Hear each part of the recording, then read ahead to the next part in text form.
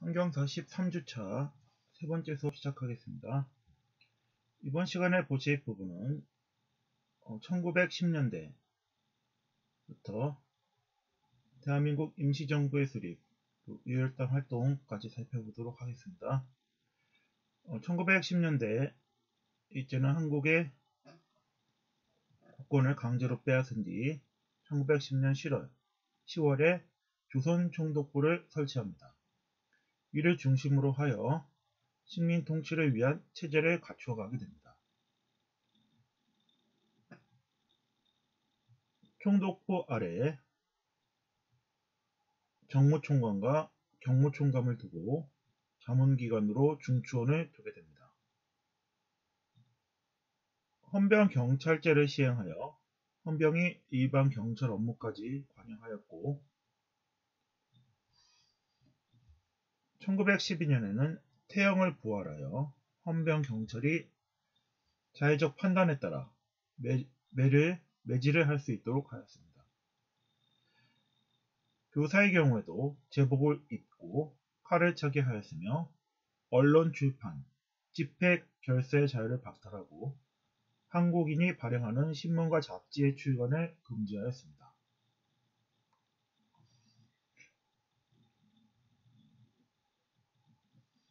(1912년) 토지조사령을 공포하여 토지조사 사업을 실시하였고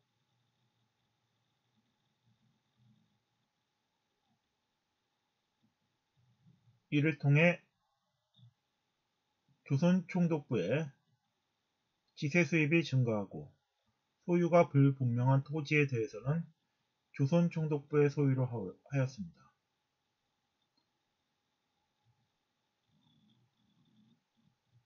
경작권을 잃은 농민들은 소작인이 되거나 만주와 연해주 등으로 이주를 하게 되었습니다. 1910년대에는 회사령을 공포하여 한국의 자본 축적을 차단하고 한국을 상품 시장으로 만들려 하였습니다. 그러나 1919년 3.1운동을 계기로 무단 통치의 한계를 깨닫고 문화 통치로 바꾸게 됩니다. 헌병경찰제를 보통경찰제로 바꾸고 언론 출판, 집회 결세의 자유를 일부 허용하여 동아일보와 조선일보 등 한글 신문이 발행되게 됩니다. 그러나 검열을 통해 신문 기사를 삭제하고 신문을 정관하거나 폐간시키기도 합니다. 1922년 제2차 조선교육령을 발표하여 일본인과 한국인을 동등하게 교육하겠다고 하였으나 실제로 한국인의 취업률은 일본에 비해 현저히 낮은 모습을 보이게 됩니다. 1920년 산미 증식 계획을 실시하여 농업 생산력을 높이고자 하였고 이로 인해 쌀 생산량은 어느 정도 늘어났으나 목표를 달성하지는 못하였습니다. 1920년에는 회사령을 폐지하여 일본 자본이 자유롭게 한국에 들어올 수 있게 하였고 이를 통해 일본 기업은 많은 이익을 얻게 됩니다.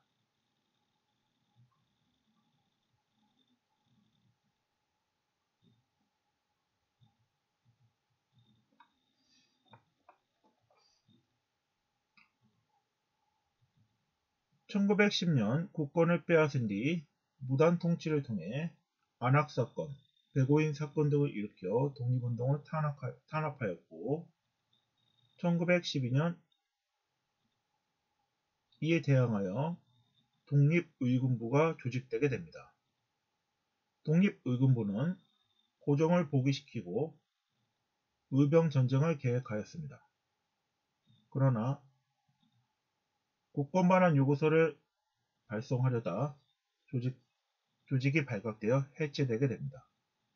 1915년에는 대한광복회를 결성하여 공화정 형태의 근대 국가를 건설하려 하였습니다. 이를 위해 군관학교 설립을 추진하고 친일파 처단 등을 시행하게 됩니다. 만주 지역에서는 신민회 회원들이 독립운동을 주도하였고 삼원보에 경학사를 설립하고 신흥 강습소를 세워 독립군을 양성하게 됩니다. 블라디보스톡에서는 신안촌이 건설되어 건업회가 조직되었고 미주 지역에서는 대한인 국민회가 조직되어 독립운동을 지원하게 됩니다.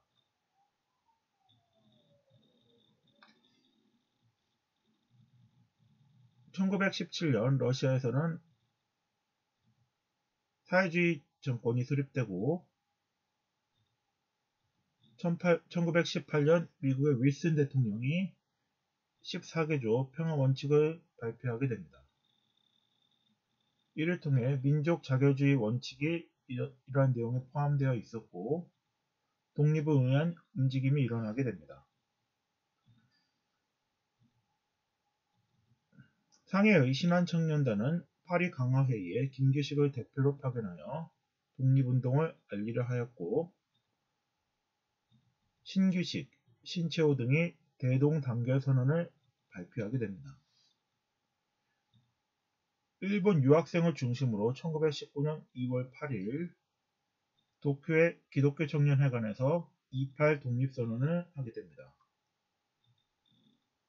1919년 1월 고종이 서거하자 반일 감정이 높아지고 대규모 만세운동을 계획하게 됩니다. 민족대표 33인이 1919년 3월 1일 태화관에 모여 독립선언식을 하고 탑골 공원에 있던 학생과 시민들이 독립선언서를 낭독하며 만세운동을 하면서 종로를 행진하게 됩니다. 고종의 국상에 참석하러 온 시민들이 합세하면서 만세 시위는 전국으로 확산되게 됩니다. 일본은 이를 무력으로 진압하였고 화성 제암리 등에서는 학살이 일어나기도 합니다. 이에 영향을 받아 일본 도쿄의 유학생들은 오사카에서 동포들도 만세운동을 벌이고 서간도의 삼원부에서도 만세 시위가 일어납니다. 미주 지역에서도 필라델피아에서 1919년 4월 독립선언서를 낭독하고 태극기를 흔들며 시가 행진을 하게 됩니다. 3.1운동은 거국적 민족운동으로서 일제강점기 최대의 민족운동이 됩니다. 이를 계기로 민족 지도자들은 독립운동을 조직적으로 할 필요성을 느낌에 따라 대한민국 임시정부를 수립하게 되는 계기를 마련하게 됩니다. 강압적 방법에 의한 헌병경찰제의 한계를 깨닫고 1920년대에 문화통치로 통치 방식을 변경하게 됩니다. 3.1운동을 계기로 조직적으로 독립운동을 하기 위해 대한민국 임시정부가 결성됩니다.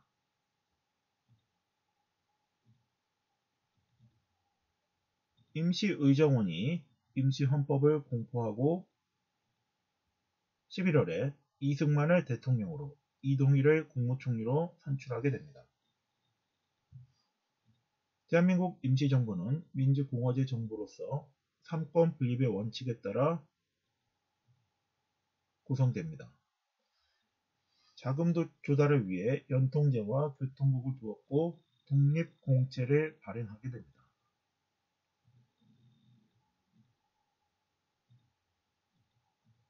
파리에서 활동하고 있던 김규식을 외무총장으로 임명하고 미국의 구미위원부를 설치합니다.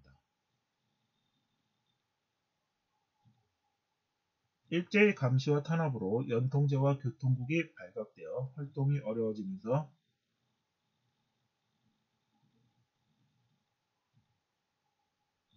국민대표회의를 열어 새로운 환례를 모색하고자 하나 개조파와 창조파의 대립으로 인해 결렬되고 맙니다. 1925년 국무령 중심의 집단 지도체제로 전환이 됩니다.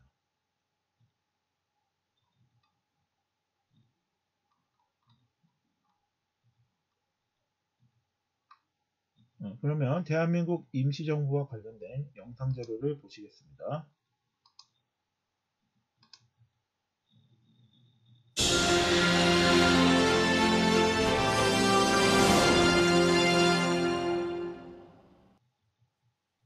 (100년) 전 오늘 중국 상하이에 대한민국 임시정부가 만들어졌습니다. 각 지역을 대표하는 독립지사 29명이 모여서 빼앗긴 나라를 되찾기 위한 임시정부를 세운 겁니다. 그리고 새로운 나라의 이름을 대한민국으로 정했습니다. 대한은 더 이상 왕의 나라가 아니라 국민의 나라라는 뜻인데 대한민국은 민주공화국이라는 임시헌장, 즉 최초의 헌법도 함께 발표됐습니다. 하지만 임시정부의 역사는 순탄치 않았습니다. 일제의 탄압이 중국에서까지 계속되면서 임시정부는 상하이에서 난징으로, 그다음에 창사로, 광저우로 이렇게 보시는 것처럼 중국 여기저기를 옮겨 다녀야 했습니다. 그리고 1940년 충칭에 마지막 거처를 자리 잡은 뒤에 1945년 그토록 그리던 해방을 맞았고 이후 정부 수립의 기초가 됐습니다. 보신 대로 지금 우리가 살고 있는 대한민국은 100년 전 오늘 1919년 4월 11일부터 이렇게 시작됐습니다. 그럼 대한민국의 역사가 출발한 곳, 임시정부가 처음 세워진 중국 상하이로 가보겠습니다. 자, 송우 특파원, 지금 있는 곳이 상하이 임시정부 청사인가요? 네, 저는 상하이 마담루에 있는 대한민국 임시정부 청사 안에 있습니다. 1926년부터 윤봉길 의사 의거 직후인 1932년까지 사용한 청사입니다. 이곳에서는 보신 것처럼 당시 사용했던 태극기와 함께 조국의 독립만을 소원했던 김구 선생의 흉상이 있습니다. 앞서 앵커가 전한 대로 100년 전 오늘 중국 상하이에서 독립지사들은 대한민국 임시정부의 수립을 선포했습니다. 이를 기념하기 위해서 오늘 상하이에선 다양한 행사가 이어졌는데요. 정부와 국회 대표단도 오늘 이 자리에서 김구 선생 흉상에 묵념하고 대한민국 임시헌장 선포문을 낭독했습니다. 그리고 독립유공자 후손과 대표단은 상하이 시내 융안백화점을 찾았습니다. 이곳은 대한민국 임시정부 요인들이요 1921년에 신년회를 열고 기념 촬영을 했던 곳인데요. 아직 그대로 남아 있습니다. 당시 임시정부 요인들과 같은 모습으로 사진 촬영을 하면서 100년 전 지사들의 애국정신을 기리는 순간이었습니다. 주춤하던 독립운동의 불씨를 살려낸 윤봉길 의사의 의거 현장인 상하이 루신공원에서도 기념행사가 열렸고요. 지금은 상하이 시내에서 임정 100주년 공식 기념식이 진행되고 있습니다. 1919년 대한민국 임시정부는 일제로부터의 독립과 국민이 주인되는 새로운 나라를 만들겠다는 염원위에 만들어졌습니다. 100년 전 이곳 상하이에서 임시정부가 탄생하게 된 과정을 되짚어봤습니다. 상하이 남창로의 허름한 2층 집, 대한민국 임시정부의 주춧돌 예관 신규식 선생이 머물던 곳입니다. 대한제국의 외교권을 박탈한 을사늑약의 절망에 독약을 마셨다가 한쪽 눈을 잃은 신규식 선생은 1911년 독립운동가의 발걸음이 닿지 않던 이곳 상하이로 망명했습니다. 他认为呢，上海是中国革命运动的中心，中韩两国的革命力量能够携手并肩来抗击这种帝国主义的侵略。 청나라를 무너뜨린 중국 신해혁명에 참가했던 신규식 선생은 독립운동단체 동제사와 교육기관인 박다락원 등을 조직했습니다. 이를 구심점으로 상하이 독립지사들이 속속 모였고 1917년 7월 신규식, 조서항 등 14명은 대동단결 선언을 발표합니다. 주권은 국민에게 있다는 국민주권론과 함께 독립운동의 중심기관 설립을 주장한 역사적 선언문이었습니다. 대한민국 임시정부의 말하자면 법리적인 또 사상적인 그런 기반이 대동단결 선언에 있다 이렇게 말할 수 있는 거죠. 민족 자결주의의 거센 흐름 속에 독립의 영혼은 마침내 1919년 3.1운동으로 분출됐습니다. 체계적이고 조직적인 독립운동의 필요성을 더욱 일깨웠고 국내외 독립운동가들이 상하이로 집결했습니다. 他这个地方他管不了，中国政府管不了，对吧？那么法国呢，他这个又是主张自由民主，对吧？这样的情况，所以选择在上海，这个是一个历史的一个必然。 상하이에 모인 독립지사 29명은 1919년 4월 11일 임시의정원 첫 회의에서 국호를 대한민국으로 정하고 임시정부 수립을 결의합니다. 대한민국은 민주공화제다. 대한민국 인민은 모두 평등하다고 천명한 대한민국 최초의 헌법 임시헌장도 함께 제정됐습니다. 이제는 국민이 주권을 갖고 주권을 가진 국민이 서로 화합해서 세운 나라, 공화국이 되는 거죠. 1919년 9월 한성 연해주 정부와 통합해 재탄생한 상하이 임시정부는 독립운동의 구심체로서 그 험난한 여정을 시작했습니다. 네, 대한민국 임시정부에 대해 살펴보았습니다. 3.1운동 이후 여러 독립군 부대가 결성되어 활동하였고 평안북도 의주의 천마산에서는 천마산대를 조직하여 일본의 통치 기관을 파괴하고 진입하려 숙청하게 됩니다. 완주와 연해주를 중심으로 항해투쟁, 무장투쟁이 활발히 전개되었고 신흥무관학교 출신이 중심이 된 서로군정서, 대한독립단, 광환단 등이 서간도 지역에서 활동하였고 북간도 지역에서는 국민회군, 대한독립군, 북로군정서 등이 조직되었습니다.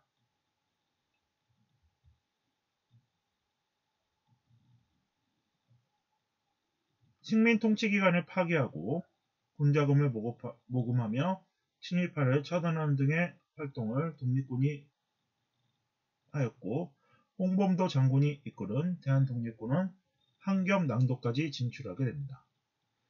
일제가 독립군을 공격하려 하자 대한독립군, 국민회군, 도독부군 등이 연합부대를 편성하여 이에 대비하였고 1920년 6월 독립군 연합부대는 봉오동 주변에서 일본군을 기습 공격하여 크게 승리하는 것이 봉오동 전투가 되겠습니다.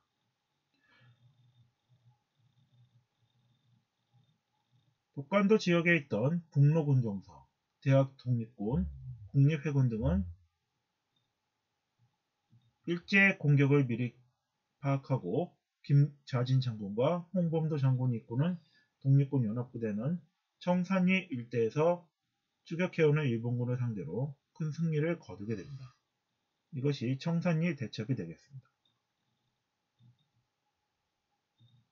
일제는 봉오동 전투의 패배를 보복하기 위해 1920년 10월 간도 지역의 한국인들을 학살하고 가옥을 불태우는 간도 참변을 일으키게 됩니다.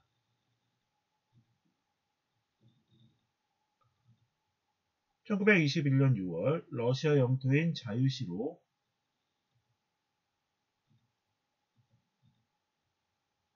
독립군단들이 집결하게 되나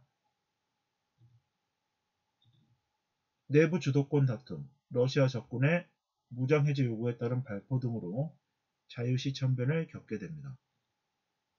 이후 만주 지역의 독립군은 3부로 나누어 조직되게 됩니다. 참의부, 압록강 연안 지역에 참의부가 설립되고 남만주 일대에 정의부가 결성됩니다. 북만주 일대에는 신민부가 조직되어 이 3부를 중심으로 민정조직과 군종조직을 갖춘 공화주의 자치정부가 수립되게 됩니다. 1920년대 후반 민족 유일당 운동의 영향으로 상부 통합운동이 전개되게 됩니다. 남만주에는 국민부가, 북만주에는 혁신의회가 조직되게 됩니다.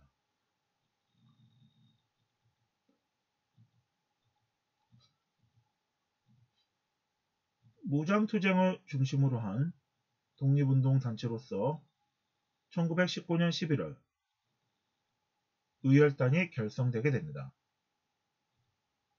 신체호위 조선혁명 선언을 활동 지침으로 삼아 일제 요인 처단, 식민통치기관 파괴 등에 주력하였고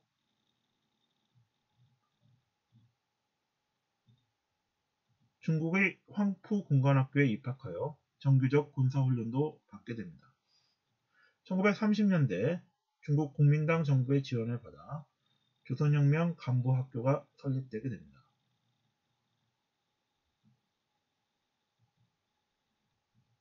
1931년에는 한인애국단이 조직되었고 한인애국단의 이봉창 의사는 1932년 1월 도쿄에서 일항이 탄 마차에 폭탄을 던져 의거를 일으키게 됩니다. 1932년 4월 홍커우 공원에서 열린 일항 생일 및 상하이 점령 기념 축하식에서 윤봉계 의사는 폭탄을 던져 많은 일본군 장성과 고관을 살해하게 됩니다. 이는 국내외에 큰 관심을 불러일으켰으며 중국인에게 큰 감명을 주었고 이를 계기로 중국 국민당 정부는 임시정부를 인정하고 지원을 강화하게 됩니다. 그러나 이로 인해 임시정부는 일제의 탄압을 심하게 받게 되어 상해를 떠나게 됩니다. 의열단과 관련된 영상 자료를 보도록 하겠습니다.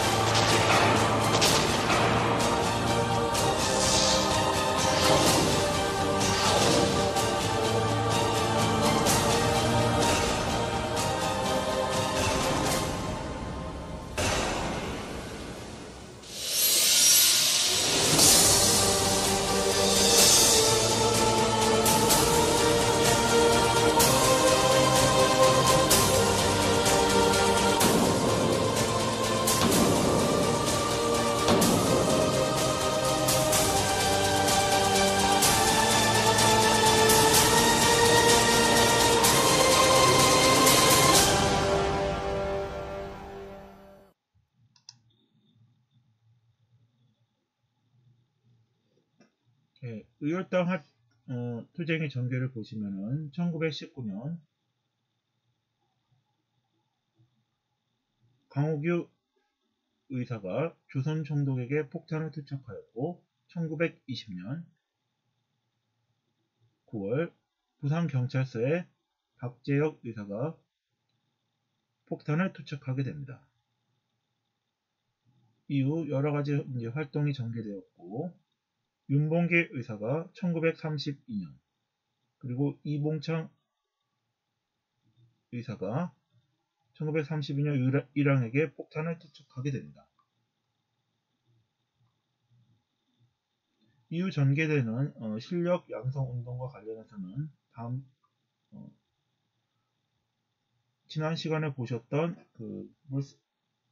국제보상운동 이런 것들을 통해서 이제 살펴보았습니다. 이상으로 한경사 13주차 세 번째 수업을 마치겠습니다.